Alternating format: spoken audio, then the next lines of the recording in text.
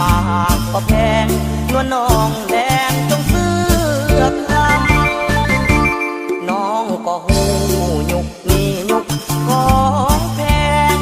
กำมาก่อนขายแห้งจากแดดเพื่อใครไหลเขาเอาเงินอยู่ใสมาซื้อใจคนงามคนหาเศร้ากินคำเห็นใจในหน้าความจนเสียใจเขาลืมไหลหาเก่ามีคุณลูกหล่อเหลามาขอน้องเจ้าแต่งงานได้หักบัตรเชิญให้ไอ้มาร่วมงานพ่อแม่น้องต้องซื้อบ้านส่วนไอ้นั้นมันน้อยใจจนเงินแต่งบ่ได้น้องแด